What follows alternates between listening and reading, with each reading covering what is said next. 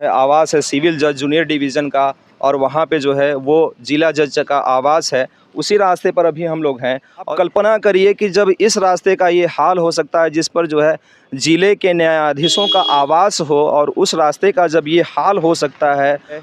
और यहाँ पे जैसा कि आप देख रहे हैं आवास है सिविल जज जूनियर डिवीज़न का, और ये रास्ता है उन न्यायाधीशों के घर के आवास के ठीक सामने का ये रोड है। और ऐसा रोड शायद ही किसी भी न्यायाधीशों के आवास के सामने आपने देखा होगा। ये कि गड्ढा मुक्त जो है प्रदेश की सड़कें हों, और ये है जिला मुख्यालय और नगर पालिका राबर्ट्सगंज का ये रास्ता है। और रास्ते वरना आगे जाके रास्ता तो चलने लायक भी नहीं है। जैसा कि आप ये देख रहे हैं पाइपलाइन इसके अंदर डाल के और इसको ऐसे ही छोड़। राबर्ट्सगंज का कार्य जो है यहाँ पे पूरी तरह से एकदम भ्रष्ट है। और वाकई में जैसे इस रास्ते के अंदर पाइपलाइन चला गया है और ये रास्ता पूरी तरह से भ्रष्ट हो चुका है, वैसे ही जो है वो नगर पालिका का कार्य नगर पालिका राबर्ट्सगंज में वो पूरी तरह से भ्रष्ट है और धरातल के नीचे ही समा गया है।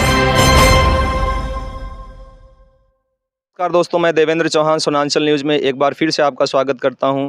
और अभी हम लोग हैं राबर्ट्सगंज जिला मुख्यालय के, और ये जो है इस जो रास्ते पे हम लोग खड़े हैं, ये यहाँ पे जनपद के सारे जितने भी न्यायाधीश है उन लोगों का इस रास्ते पर जो है वो आवास है। यहाँ पे जो है आवास है सिविल जज जूनियर डिवीज़न का, और वहाँ पे जो है वो जिला जज का आवास है। उसी रास्ते पर अभी हम लोग हैं, और इस रास्ते का जो है वो हाल आप देख सकते हैं कि इस रास्ते का ये हाल है।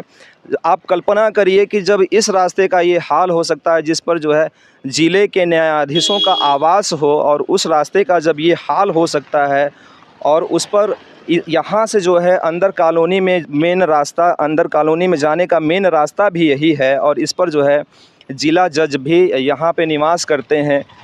जो है वहाँ से लेके वहाँ तक 3-4 जो आवास हैं वो ज़िले में जितने जज होते हैं, जैसे सिविल जज हो गए, जूनियर डिवीज़न के जिला जज हो गए, और यहाँ पे जैसा कि आप देख रहे हैं आवास है सिविल जज जूनियर डिवीज़न का, और ये रास्ता है उन न्यायाधीशों के घर के आवास के ठीक सामने का ये रोड है। और ऐसा रोड शायद ही किसी भी न्यायाधीशों के आवास के सामने आपने देखा होगा। ये है रास्ता, और इससे पहले ये रास्ता चूँकि अच्छा था। कारण इस रास्ते का ऐसा होने का सबसे बड़ा कारण ये है कि इसके अंदर जो है पानी का पाइपलाइन बिछाया गया है, और पानी का पाइपलाइन बिछाने के लिए अच्छे से अच्छे रोड को तोड़ करके उसका सत्यानाश कर दिया गया है, बंटाधार कर दिया गया है। अगर आपको पानी का पाइपलाइन बिछाना ही था तो एक तरफ से पानी का जो है पाइपलाइन बिछाना चाहिए था, और एक तरफ से जो है वो काम को पूरा करते हुए आना चाहिए था, ताकि आम जनमानस का जो है वो रहन सहन सुचारू रूप से वो सुचारू ढंग से चल सके। लेकिन कल्पना करिए कि जिस रास्ते पर न्यायाधीशों का आवास हो, न्यायाधीशों का रहन सहन हो, वो रास्ता अगर ऐसा होगा तो आम रास्ते कैसे होंगे नगर के, आप कल्पना कर सकते हैं। और जहाँ तक जो है प्रदेश की सड़कें हों, और ये है जिला मुख्यालय और नगर पालिका राबर्ट्सगंज का ये रास्ता है, और रास्ते का ये मुख्य रास्ता है मान लीजिए। और इस पर जो है तमाम तरह के न्यायाधीश जो है आवास है इनका यहाँ पे। और ये रास्ता है जैसा कि आप ये रास्ता देख रहे हैं, और ये पूरा का पूरा रास्ता वहाँ से लेके वहाँ तक आगे अंदर गली तक जो रास्ता जाता है वो ऐसा ही है, और इससे बल्कि ख़राब है। ये तो मेन रास्ता है, हालांकि इस पर न्यायाधीशों का आवास है, इस वजह से ये रास्ता कुछ तो ठीक भी है, और वरना आगे जाके रास्ता तो चलने लायक भी नहीं है। जैसा कि आप ये देख रहे हैं पाइपलाइन इसके अंदर डाल के और इसको ऐसे ही छोड़ दिया गया है।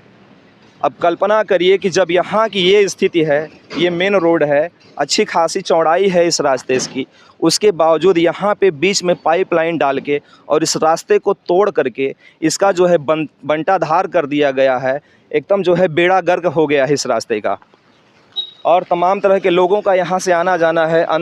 अंदर जो है वो कॉलोनी है, कॉलोनी के अंदर जो लोग निवास करते हैं, और ये रास्ता है जैसा कि आप देख रहे हैं। यहाँ पर भी एक न्यायाधीश महोदय का आवास है, यहाँ पर भी न्यायाधीश महोदय का आवास है, और उनके आवास के सामने का ये रास्ता दिखाओ ज़रा।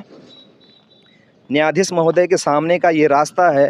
हालांकि ये नगर पालिका का काम है कि अगर इसके नीचे अगर पाइपलाइन डाला गया पानी का, तो फिर से अगर उसको तोड़ा गया है तो फिर से उसको पुनः बनवाया जाए। लेकिन हर जगह जो है वो पूरे प्रदेश में पाइपलाइन भले बिछाया गया हो, पानी का पाइपलाइन भले बिछाया गया हो, रास्ते को भले तोड़ दिया गया हो, लेकिन रास्ते को बनवाने की कवायद कुछ भी नहीं की गई है। रास्ते को वैसा का वैसा तोड़ के एकदम भ्रष्ट करके, एकदम बंटाधार करके रास्ते को वैसे के वैसा छोड़ दिया गया है। जैसा कि आप लोग भी यहाँ से देख रहे हैं, पूरा का पूरा रास्ता वैसा ही है जैसा कि मैंने वहाँ से वहाँ तक दिखाया। तकरीबन 200 से 300 मीटर का ये रास्ता यहाँ से है, जो इन न्यायाधीशों के जस्ट सामने से जाता है। ये उप जिलाधिकारी महोदय का आवास है यहाँ पे, और ये रास्ता है। और जैसा कि आप ये रास्ता देख रहे हैं कि पूरी तरह से एकदम भ्रष्ट है, ख़त्म है।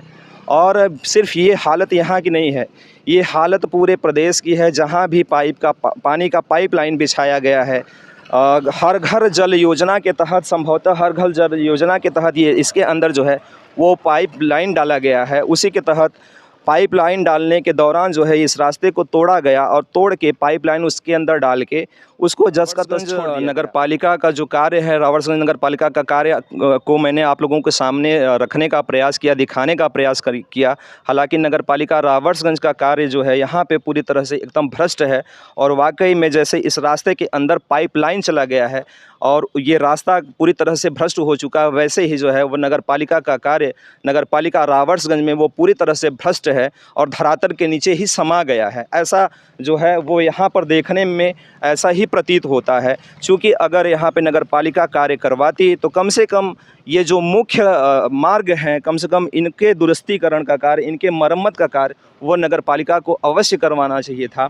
हालांकि ये नगर पालिका को मेरे हिसाब से नगर पालिका को प्राथमिकता के तौर पे ऐसे रास्तों को तत्काल जल्द से जल्द जो है वो सही करवाने की कवायद करने की जो है सरकारों को सोचने की आवश्यकता है, और नगर पालिका को भी इस पर विचार करना चाहिए। मैं देवेंद्र चौहान, सुनांचल से बहुत बहुत धन्यवाद। जय हिंद।